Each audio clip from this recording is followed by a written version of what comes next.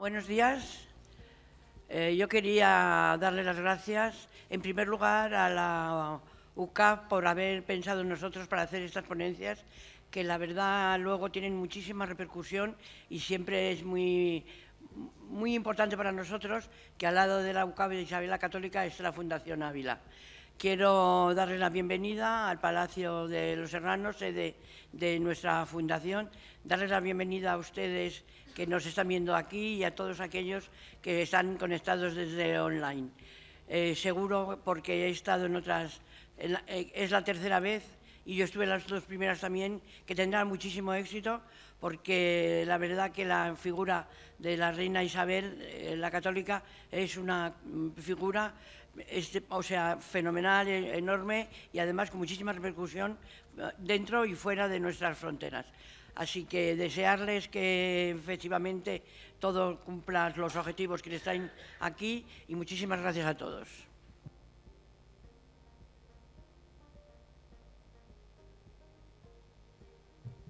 Ya, perdón. Buenos días a todos. Bienvenidos a la ciudad de Ávila. En el nombre del alcalde y del mío propio, agradecer la invitación que nos ha realizado la Universidad Católica para participar en esta jornada dedicada a Isabel la Católica.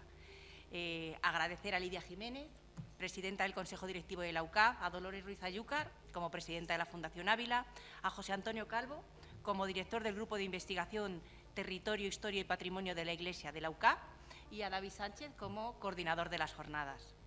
Se cumplen 518 años del fallecimiento de esta reina abulense y desde el Ayuntamiento de Ávila no podíamos faltar al homenaje que se le rinde con esta jornada en la que se analiza su pensamiento político. La huella de la reina católica, la más trascendental que ha tenido nuestro país, pervive en la capital abulense de forma patente en muchos de los edificios de nuestra ciudad. No solo el Real Monasterio de Santo Tomás, sino el gótico isabelino que lucen muchos inmuebles abulenses, dan fiel reflejo de la época dorada que vivió Ávila durante el reinado de los reyes católicos.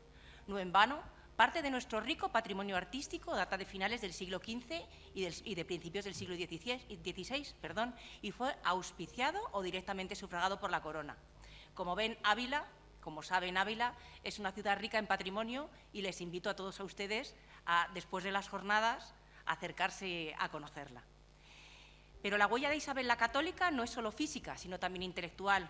Su reforma, su visión del mundo, su legado, todo ello queda reflejado en el texto de la placa que esta tarde se va a colocar en el busto que en su homenaje se instaló en 2019 en el Paseo del Rastro, sufragado por el consistorio. El deseo del Ayuntamiento es que su memoria siga viva no solo entre los abulenses, sino en todo el mundo, y que perviva a través de las iniciativas como esta jornada que desarrolla la Universidad Católica y a la que animamos a continuar con esta gran labor. Sin más, pues agradecer a todos que estén en Ávila y, por favor, que la disfruten. Gracias.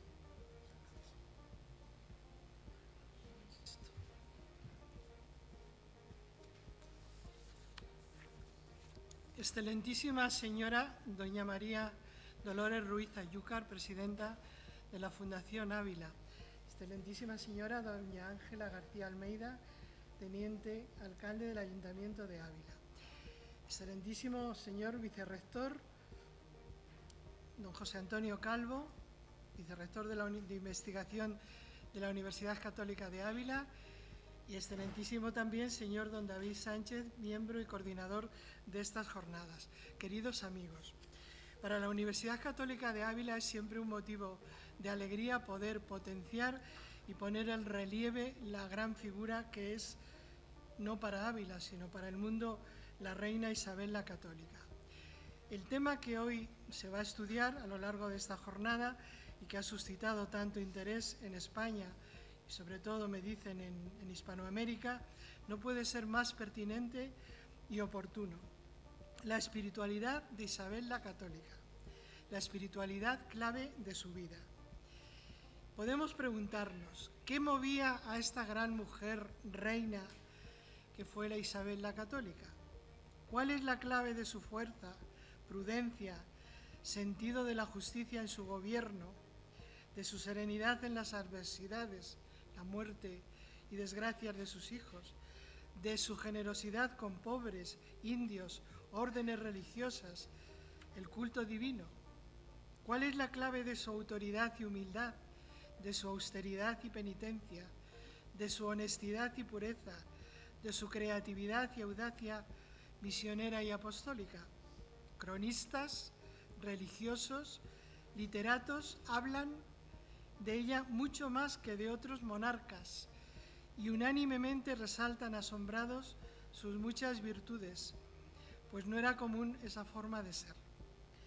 Todo se explica por la espiritualidad que la movía, es decir, por el Espíritu Santo, que derramó su gracia bautismal un jueves santo en su alma y fue creciendo hasta derramarla en abundancia, siendo una mujer sabia y prudente. Pero el Espíritu se vale de causas segundas, personas, los educadores, circunstancias, ideales culturales, sucesos históricos y el propio sujeto que lo integra todo con su libertad. La espiritualidad de Isabel es obra del Espíritu Santo y es obra de la espiritualidad de su tiempo, con lo que tiene de permanente y temporal y también de su propia persona. Veámoslo. La espiritualidad de la época, la cristiandad, el caballero cristiano, la devoción moderna. Estamos en el Renacimiento, en una España dividida, con un rey, Enrique IV, inepto, una corte poco ejemplar, una iglesia relajada, urgida de reforma y una sociedad pobre y con problemas de herejías, judíos, musulmanes. Pervive el ideal de la cristiandad y la primacía de los valores espirituales sobre los temporales. Pervive también el ideal del caballero cristiano, modelo de hombre valeroso, fiel y confiado en Dios. Por él lucha y por ideales nobles como la justicia y la honestidad. Se trata de un quijotismo a lo divino, que es el que moverá a Ignacio de Loyola, por ejemplo. Junto a estos ideales se va extendiendo la espiritualidad de la devoción moderna, surgida a finales del siglo XIV en Flandes, heredera de la mística renana. Esta corriente potenciaba la reforma religiosa en una iglesia corrompida en gran parte del clero o entretenida en disquisiciones teológicas estériles. Se centra en la humanidad de Cristo, a quien hay que contemplar e imitar en sus misterios, con una vida ascética, oponiéndose a iluminismos y quietismos. En esta línea renovadora encontramos entre muchos ya a Santa Catalina de Siena, en el siglo XIV, y a los santos reformadores de la España del XVI, Santa Teresa de Jesús, San Juan de la Cruz, San Pedro de Alcántara, San Ignacio, etc., que vacunaron a España del virus luterano. La imitación de Cristo de Tomás de Kempis y la vida de Cristo de Ludolfo de Sajonia, el cartujano, fueron libros que difundieron esta espiritualidad y que influyeron mucho en San Ignacio, en Santa Teresa y en muchos prelados, clérigos y laicos que los ayudaron. Pues bien, esta es la espiritualidad en que se formó Isabel la Católica, mujer letrada, humanista, caballera cristiana, montaba a caballo e iba a la guerra con Fernando, alentada por deseos de sanación y expansión de la fe, de fidelidad a la Iglesia, de justicia y prodigalidad con pobres, inocentes, indios, y decidida a reformarse a sí misma y a reformar. Fue decisiva la labor de sus educadores y consejeros espirituales, como Fray Martín de Córdoba, siendo Isabel adolescente en la corte de su hermano Enrique IV, este monje le dedicó un libro, Jardín de Nobles Doncellas. Se titulaba Sobre la formación de mujeres, nobles y reinas, según el modelo de la Virgen María. Ya reina, Isabel buscó siempre probados confesores y consejeros, destacando el franciscano Jiménez de Cisneros, con quien acometería la difícil tarea de la reforma del clero y de las órdenes religiosas. Podemos apuntar ahora algo de cómo se manifiesta esta espiritualidad en la Reina Católica. Sus devociones giran en torno a la Encarnación, especialmente la Redención y la Cruz, también la Virgen en la advocación de Nuestra Señora de la Esperanza. De los santos era muy devota de San Juan Bautista, y sobre todo de San Juan Evangelista, en cuyo honor mandó construir San Juan de los Reyes en Toledo. También el apóstol Santiago, Santo Domingo y sobre todo San Francisco de Asís. Entre las santas, Santa María Magdalena, como Santa Teresa, sería que se veía a sí misma en su humildad como pecadora arrepentida. En sus palacios abundaban lienzos representando escenas del Evangelio para contemplar a Cristo en la vida cotidiana, igual que hará años adelante Santa Teresa en sus conventos, amiga de imágenes para moverse a devoción. La obra agotadora del gobierno no la impedía cada día rezar las horas canónicas, asistir a la misa, lectura espiritual. Entre sus lecturas destaca el Evangelio, especialmente el de San Juan, del que llegó a saber pasajes de memoria, además de los libros ya mencionados, La imitación de Cristo y La vida de Cristo del Cartujano, que encargó traducir al castellano para potenciar entre el pueblo su lectura. Oraba y hacía penitencia, especialmente durante la Cuaresma. Cierta ocasión la pasó en el convento de la Encarnación de Sevilla, ayunando a pan y agua. Como al terminar le preguntase a la priora qué le debía, ésta le contestó: lo que ha consumido su majestad, pan y agua. Como paga, proveyó a las monjas de agua de por vida y de pan por un año. Era una contemplativa en la acción. Hilaba mientras conversaba con el personal de palacio o en sus visitas frecuentes a conventos, exhortando la reforma de vida. Se ocupaba de la educación de sus hijos y de la corte, buscando buenas damas y buenos confesores. Vivía lo que Santa Teresa pediría años más tarde como señal de vida interior. Obras, obras, obras, concretándolo ella en sus virtudes. Su austeridad la armonizaba prudentemente con su condición de reina, gobernaba con prudencia y destacaba por su sentido de la justicia, acompasada con la misericordia, sobre todo con los pobres. Era fuerte y firme, sin dejarse dominar en un mundo de hombres siempre un poco orgullosos, Era además humilde, honesta, pura, magnánima, confiada y serena ante las adversidades. Apóstol, misionera y fiel hija de la Iglesia. Se empeña en la reforma de la Iglesia con el cardenal Cisneros y con la pureza de la fe. Algunas acciones criticables no se debieron al racismo, sino a la fidelidad a una conciencia educada en los ideales de la época.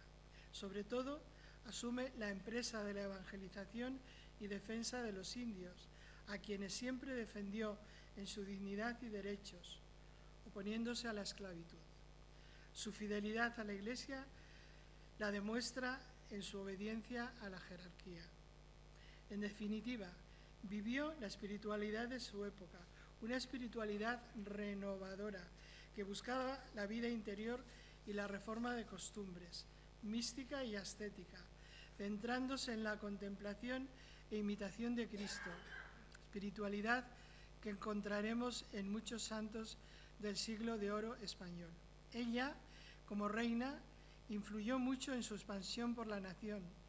Fue fuente inspiradora de la renovación espiritual en la Iglesia y en las costumbres morales, lo cual frenó en España la herejía protestante. Clave de esta renovación fue la armonía que logró en su persona entre los valores humanos y los valores divinos. Y para terminar, quiero unir mi voz a los que apoyan y suplican sea canonizada la Reina Isabel la Católica, ejemplo de virtudes y santidad. Gracias.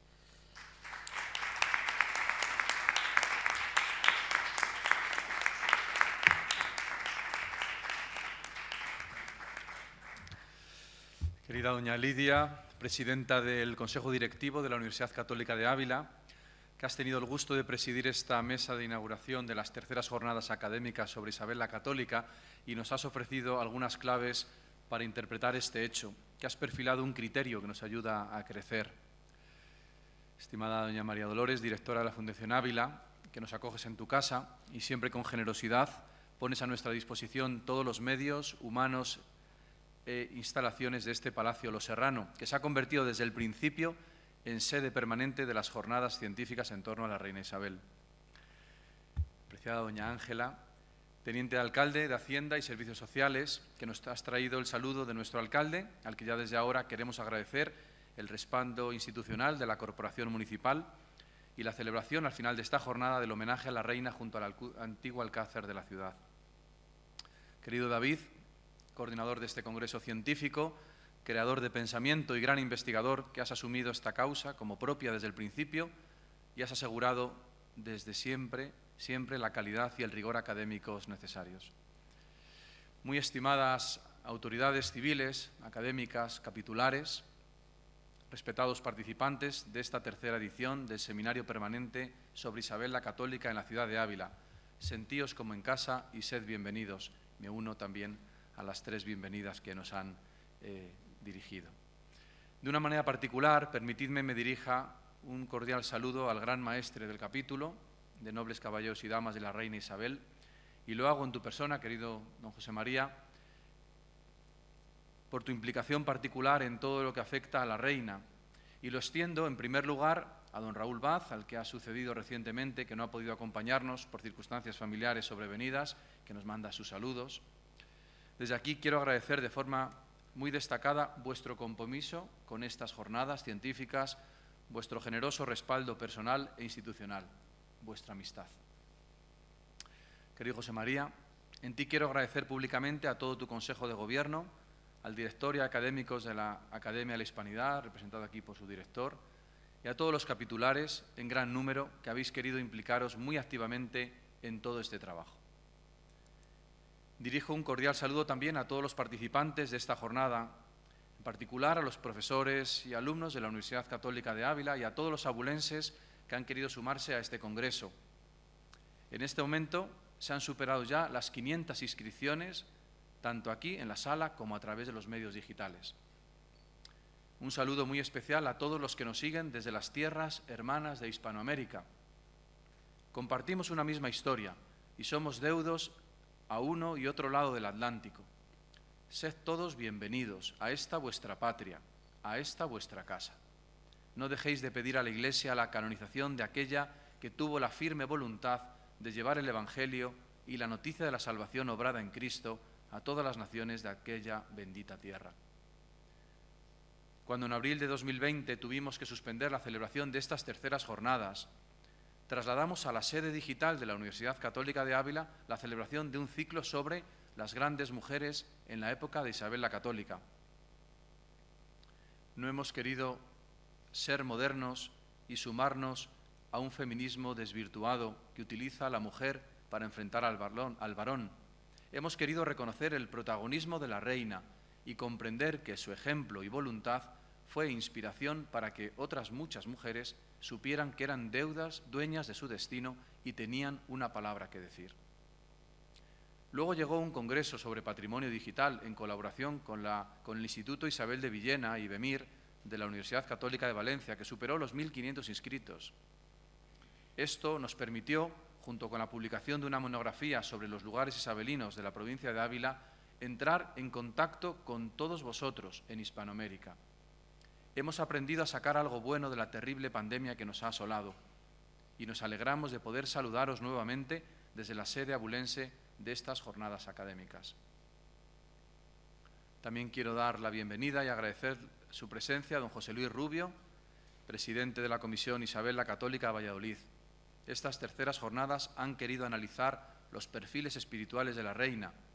Vosotros lleváis muchos años trabajando en pro de la canonización de Isabel de Castilla y hoy, estoy seguro, cuando se cumplen los 518 años de su partida al cielo, podremos aprovecharnos de tu presencia para avanzar en la comprensión de las virtudes heroicas de una personalidad extraordinaria. Muchas gracias a todos los que han asumido esta causa como propia, tanto en la celebración de estas terceras jornadas académicas sobre Isabel la Católica, profesores y alumnos, técnicos de la telecomunicación, personal de Administración y Servicios de la Universidad y de la Fundación Ávila que nos acoge, como sobre todo los que han querido trabajar para la recuperación y puesta en valor de una de las mujeres, hijas de la Iglesia, de una de las mujeres más grandes que ha dado esta bendita tierra española, esta tierra abulense. Muchas gracias y sed todos bienvenidos.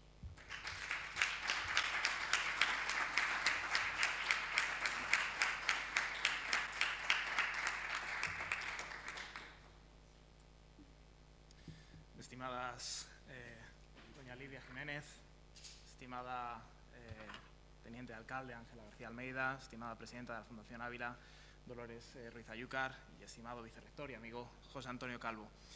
Estimados asistentes y ponentes, yo quiero comenzar con varios agradecimientos. En primer lugar, al capítulo de nobles caballeros y damas de la reina Isabel, que siguen apostando para que esta iniciativa no desaparezca a pesar de las dificultades de los últimos años. Quiero hacer extensible mi agradecimiento, de una forma muy especial, al profesor José Antonio Calvo, como director del Grupo de Investigación Territorio, Historia y Patrimonio Cultural Digital, y además principal impulsor de estas jornadas, y junto a él, la propia Universidad Católica de Ávila y la Cátedra Isabel la Católica por sumarse y amparar esta propuesta. Gracias a todos los profesionales que han respondido a la llamada y han querido sumarse también a la organización, como son los compañeros de Cultura Científica, los de Comunicación y los responsables de Informática y Producción Audiovisual, que hacen posible que estas jornadas puedan seguirse de forma telemática por los más de 500 inscritos, que, como bien ha dicho José Antonio Calvo, ya se han sumado a estas jornadas, a estas terceras jornadas. El agradecimiento también es para todos ustedes, por acudir, por ser partícipes otra vez de esta iniciativa que tantas alegrías nos ha dado en otras ediciones. A tenor de esto, quiero destacar la acogida que han tenido las publicaciones derivadas de estas jornadas y el seguimiento que actualmente tienen.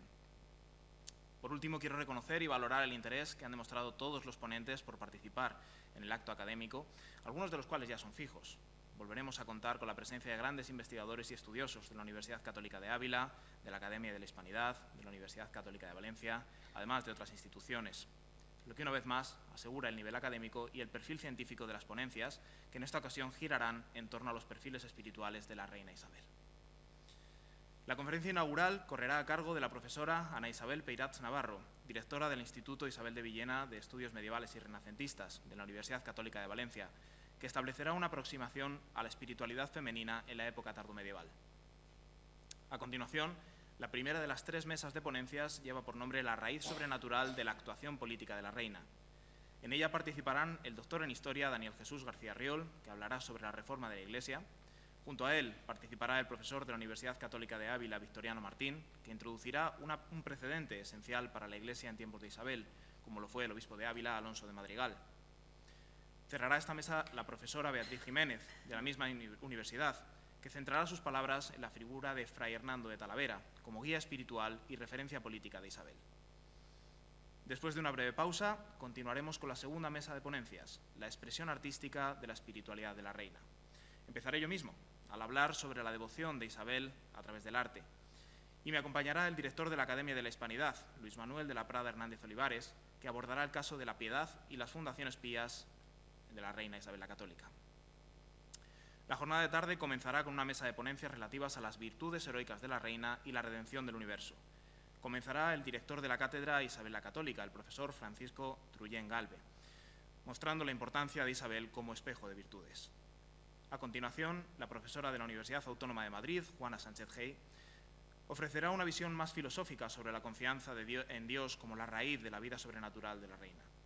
Cerrará esta mesa José Luis Rubio Willen, presidente de la Comisión Isabel la Católica, que nos aproximará a la evangelización en América. Será el turno entonces para la conferencia de clausura, que este año pronunciará José María Gómez Gómez, gran maestre del capítulo de Nobles Caballeros y Damas, además de catedrático en Lengua y Literatura, quien expondrá las razones para la canonización de Isabel. Para finalizar, la senadora Patricia Rodríguez, madrina en ediciones pasadas, dirigirá el cierre de la jornada académica. Quedará aún el acto cultural, en el que nos desplazaremos al busto de Isabel que colocamos hace ya 2 años junto a la muralla para inaugurar una placa conmemorativa acompañados por el Ayuntamiento. Gracias a todos los ponentes, gracias a todos los asistentes, a los representantes de las instituciones y a los colaboradores que hacen posible esta tercera jornada. Podemos dar ya comienzo a las ponencias sobre los perfiles espirituales de Isabel la Católica. Muchísimas gracias.